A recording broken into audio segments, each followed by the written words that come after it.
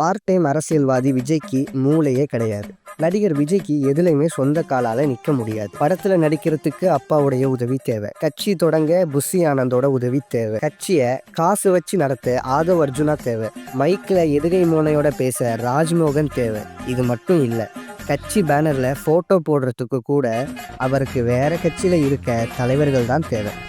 எம்ஜிஆரை வச்சுப்பாராம், ஆனால் அவர் உருவாக்கின கட்சி, அவருடைய கொள்கையை தாங்கி பிடிக்கிற கட்சி, அவரோட கனவை சுமக்கிற கட்சியான அதிமுகவை எதிர்ப்பாராம். இது கூட பரவாயில்ல, சரி விஜய் ஒரு அரசியல் குழந்தை, அதனால தலைவர்கள் கடன் வாங்குறாருன்னு வச்சுப்போம். ஆனால் எனக்கு ஒரே ஒரு கேள்விதான், இவரை வச்சிருக்க கொள்கை தலைவர்கள் பெரியார், அம்பேத்கர், காமராஜர், அஞ்சலை அம்மாள், வேலு நாச்சியார், இவங்களோட பேரெல்லாம் மேடையில் பேசுறதெல்லாம் ரைட்டு தான். ஆனால் கொள்கை தலைவர்கள் சொல்கிறீங்களே, அவங்களோட ஒரே ஒரு கொள்கையை சொல்ல முடியுமா? விஜய் வெறும் பார்ட் டைம் அரசியல்வாதி, அரசியல் குழந்தை மட்டும் கிடையாது. விஜய் ஒரு முழுமையான தற்கூறிங்கிறத இதில் இருந்தே தெரியுது.